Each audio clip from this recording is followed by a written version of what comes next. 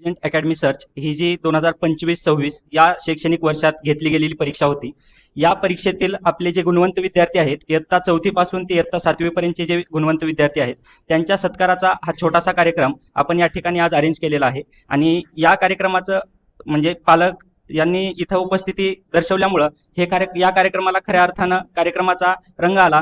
आता या ठिकाणी आपण या परीक्षेतील जे गुणवंत विद्यार्थी आहेत त्यांना सन्मानचिन्ह, प्रशस्तीपत्र आणि पुष्पहार तसेच पुष्पगुच्छ देऊन त्यांचा सन्मान या ठिकाणी आपण करणार आहोत. हे या कार्यक्रमाचे प्रास्ताविक आहे. आज हा योगायोग अशामुळे जुळून आला की जे काही विद्यार्थी होते, आजपासून आपला स्पर्धा परीक्षेचा क्लास पण सुरू झालेला आहे. NNMSचा क्लास असेल, श्रेया IASचा क्लास असेल, स्कॉलरशिप, हे सर्व क्लासेस आजपासून आपले सुरू झालेले आहेत. आणि त्याची सुरुवात ही गेल्या वर्षीच्या निकालाने किंवा त्या निकालात भेटलेल्या यशाच्या या छोट्याशा कार्यक्रमाने करावी, अशा या संकल्पनेतून आपण आज हा कार्यक्रम या ठिकाणी करत आहोत. त्यामुळं या कार्यक्रमाचे प्रास्ताविक तुम्हाला सांगितल्यानंतर मी आपल्या क्लासचे संचालक श्रीमान जाधव सर यांना विनंती करतो की त्यांनी यापुढे या कार्यक्रमाची रूपरेषा व आपल्यासमोर त्यांचे जे काही मनोगत आहे ते व्यक्त करावे. प्रसाद सरांनी तुम्हाला नेमका कार्यक्रम कशाचा आहे याबद्दल माहिती दिलेली आहे. त्यापुढील माझे मत मी इथं व्यक्त करण्या अगोदर या व्यासपीठावरती हजर असलेले आपले आदरणीय पालक, तुम्ही सर्वजण विद्यार्थी आणि या कार्यक्रमामध्ये ज्यांचा सत्कार होणार आहे असे आपल्या क्लासेसचे गुणवंत विद्यार्थी, या सर्वांचं मी संचालक या नात्याने या ठिकाणी स्वागत करतो. सर्वांनी एकदा टाळ्या वाजवून या सर्वांचं आपण स्वागत करा.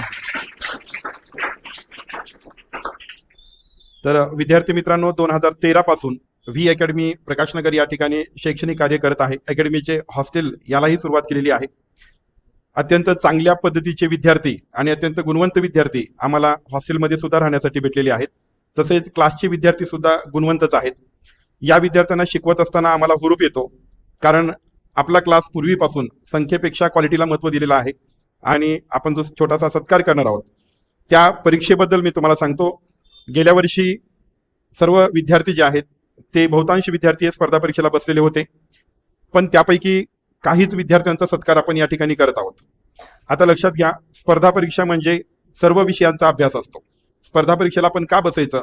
कारण ज्या विद्यार्थ्याचा मराठीपासून ते इतिहास भूगोलपर्यंतचा अभ्यास चांगला असतो त्याच विद्यार्थ्यांना स्पर्धा परीक्षा सोपी जात असते. लेवलवरती आपण स्पर्धा परीक्षेकडे लक्ष का द्यावं, ती स्पर्धा परीक्षा आपण समजून का घ्यावी, त्याचं कारण असं आहे की भारतामध्ये तुम्हाला मोठं झाल्याच्या नंतर प्रशासकीय सेवेमध्ये जायचं असेल, कुठल्याही शासकीय सेवेमध्ये जायचं असेल तर त्याचा मार्ग हा स्पर्धा परीक्षेतूनच निघतो. स्पर्धा परीक्षेशिवाय तुम्हाला भारतामध्ये असा एकही जॉब किंवा अशी एकही नोकरी नाहीये जे की तुम्हाला स्पर्धा परीक्षा दिल्याशिवाय लागते. त्यासाठी ही परीक्षा कशी असते, या परीक्षेमध्ये सिलेबस कसा असतो, या परीक्षेची पद्धत कशी असते, हे अगदी लहान वयामध्ये समजून घेण्यासाठी या परीक्षा, काही शासनमान्य परीक्षा असतात.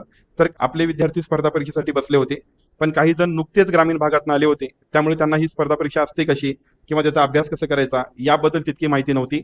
पण त्यातल्या त्यात आपल्या समोर हे जे 6 विद्यार्थी आहेत आणि अजून एक विद्यार्थ्यांनी ज्याला स्कॉलरशिप भेटलेली आहे, या विद्यार्थ्यांनी, त्यांना पूर्वी थोडंफार स्पर्धा परीक्षेची माहिती होती, त्यांनी तो अभ्यास केलेला होता. तर त्या पूर्वज्ञानावरती त्यांनी अतिशय चांगली कामगिरी यावर्षी पण केलेली आहे. पण यावर्षी आता आपण स्पर्धा परीक्षेला बसवण्याच्या अगोदरच तुम्हाला 1 महिना सर्वांना स्पर्धा परीक्षेला बसवणार आहोत. त्याच्यानंतर टेस्ट घेतली जाणार आहे आणि त्या टेस्टमध्ये जे विद्यार्थी चांगले गुण घेतील त्यांनाच वर्षभर आम्ही स्पर्धा परीक्षेला बसवणार आहोत. त्याचं कारण असं आहे, कारण ज्या विद्यार्थ्याला सर्व विषयाचा अभ्यास करण्याची आवड आहे असेच विद्यार्थी स्पर्धा परीक्षेमध्ये चांगलं काम करू शकतात आणि त्यांना त्याची चांगली माहिती मिळू शकते. त्यामुळे अभ्यासाची आवड असणाऱ्या विद्यार्थ्यांवरतीच आम्ही यावर्षी फोकस करणार आहोत आणि जास्तीत जास्त मेडल्स असतील लागलीच कार्यक्रमाला सुरुवात करणार आहोत. त्याच्या अगोदर मी काही 2-3 गोष्टी तुम्हाला स्पर्धा परीक्षेबद्दल सांगणार आहे, त्या तुम्ही अतिशय काळजीपूर्वक ऐकून घ्यायच्या. आता स्पर्धा परीक्षा ही 8वी पर्यंत आपल्याला देता येते. म्हणजे 8वीला NMS आहे, जी परीक्षा स्कॉलरशिप 5वी आणि 8वीला होती ती परत आता या वर्षीपासून इयत्ता 4थी आणि इयत्ता 7वी साठी झालेली आहे. म्हणजे इयत्ता 8वी मध्ये बसलेले जे विद्यार्थी आहेत त्यांना फक्त NMS ही परीक्षा देता येते, तर इयत्ता 7वी मधले जे विद्यार्थी आहेत त्यांना स्कॉलरशिप ही परीक्षा देता येते. त्याच्यानंतर दुसरा त्याच्यामध्ये झालेला बदल असा आहे की ही परीक्षा जी आहे पूर्वी 4थी आणि 7वीलाच होती, पण मध्ये ती बदलून 5वी आणि 8वीला गेली. त्यामुळे झालं असं की या परीक्षेला पूर्वी आमच्याकडे 300 ते 350 विद्यार्थी क्लासमध्ये शिकायचे 4थीला असल्यामुळे, पण 5वीला ही परीक्षा गेल्यामुळे 5वीला स्कॉलरशिप पण परीक्षा आली आणि नवोदय पण परीक्षा आली. त्यामुळे मग मुलांचा गोंधळ आणि पालकांचा गोंधळ असा झाला की एकाच वर्षी 2-2 परीक्षेला बसायचं किंवा 3 परीक्षेला बसायचं, यामध्ये बर्डन पण होती. त्यामुळे अनेक विद्यार्थी यामध्ये कन्फ्यूज व्हायचे की नेमकं कोणत्या परीक्षेला बसायचं आणि कोणत्या परीक्षेला बसायचं नाही. आता गेल्या वर्षी काही 8वीच्या विद्यार्थ्यांनी ही पण मिस्टेक केलेली आहे त्यांना NMS चा फॉर्म भरता येत होता, पण त्यांनी भरलेला नाही आणि ते जर भरले असते तर कदाचित आज ते शिष्यवृत्तीसाठी पात्रही झाले असते. त्यामुळे जे विद्यार्थी आता 7वी मध्ये आहेत किंवा 8वी मध्ये आहेत, त्या विद्यार्थ्यांनी आपल्या शाळेमध्ये ज्या शासकीय स्पर्धा परीक्षा असतात त्या स्पर्धा परीक्षेचे फॉर्म जरूर भरायचे. आपल्याला एक्स्ट्रा अभ्यास लागेल किंवा एक्स्ट्रा क्लास करावा लागेल या भीतीने त्या परीक्षेचे फॉर्म भरता आपण राहू नये, कारण त्याच्यामध्ये तुम्हाला शासनाकडनं आर्थिक सहाय्य दिलं जातं आणि हे आर्थिक सहाय्य केवळ तुम्हाला फक्त पैशाने मदत करत नाही, तर एखाद्या परीक्षेमध्ये आपण जेव्हा पहिले येतो, जेव्हा त्याच्यामध्ये आपण गुणवत्ता यादीमध्ये येतो, त्याच्यानंतर आपलाही जो कॉन्फिडन्स आहे तो बूस्ट होतो, आत्मविश्वास वाढतो आणि पुढे अजून आपला चांगला अभ्यास करावा वाटतो. यासाठी या स्पर्धा परीक्षा तुमच्यासाठी प्राथमिक लेवलवरती अत्यंत महत्त्वाच्या आहेत. हा जो निकाल काढलेला आहे या गेल्या वर्षी स्पर्धा परीक्षेला दिलेलं होतं. अशी अडचण होती की एका वर्गामध्ये फक्त 1-2च विद्यार्थी होते स्पर्धा परीक्षेला, तरीही त्यांनी अजिबात कंटाळा न करता त्या विद्यार्थ्यांना वर्षभर शिकवलं, त्यांचा वर्षभर सराव घेतला. म्हणजे आपल्या अकॅडमीमधल्या शिक्षकांचं एक कौतुक आहे, वर्गामध्ये किती विद्यार्थी आहेत याचा आम्हाला काही फरक पडत नाही, 2 असतील, 10 असतील किंवा 20 असतील, हे आजपासून नाही, 2013 पासूनचं आमचं ते हे आहे की वर्गात विद्यार्थी संख्या किती आहे आम्ही याच्यावरती कधीच फोकस केलं नाही, पण आहे त्या विद्यार्थ्यांमधनं मार्क कसे मिळवायचे किंवा त्या विद्यार्थ्यांना मेरिटमध्ये कसं आणायचं किंवा त्या विद्यार्थ्यांचं भलं कसं करायचं याच्यावरती व्ही अकॅडमीने गेली 15 वर्ष फोकस केलेलं आहे. त्यामुळे या कमी जरी विद्यार्थी असले तरी पोटतिडकीनं शिकवणारी शिक्षकांची टीम माझ्याकडे आहे आणि ज्या गोष्टी आम्ही पूर्वी करायचो त्याच पोटतिडकीनं हे शिक्षकांनी गेल्या वर्षी शिकवले व त्यातनं इतका चांगला सुंदर असा निकाल त्यांनी इथे आणला. त्याबद्दल मी त्या शिक्षकांचंही या ठिकाणी आभार व्यक्त करतो. असाच निकाल आपल्याला पुढच्या वर्षी पण अपेक्षित आहे. अजून पुढच्या वर्षीच्या निकालाची जबाबदारी मी या सर्व शिक्षकांना निकाल ते व्ही अकॅडमीचा देतील आणि विद्यार्थ्यांचा देतील आणि खूप साऱ्या विद्यार्थ्यांचा सत्कार करण्याचा योग पुन्हा आपल्याला इथे भेटेल अशी मी अपेक्षा करतो.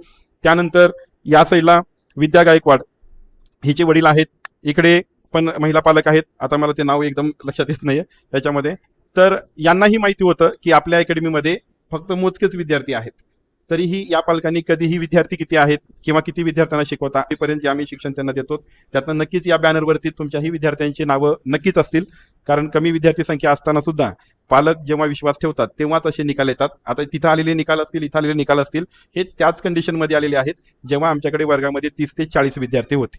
त्यामुळं आम्हालाही अतिशय चांगलं वाटतं की आम्ही शिकवतो 30-40 विद्यार्थ्यांना, त्यापैकी 90% विद्यार्थ्यांचा निकाल हा चांगला येतो, याचा आनंद आम्हाला आहे आणि आम्ही त्याच पद्धतीने पुढे मार्गक्रमण करणार आहोत. जास्त वेळ न घेता आता आपण पुढे लगेच सत्काराला सुरुवात करणार आहोत. सत्कार कोणाचा कसा कधी करायचा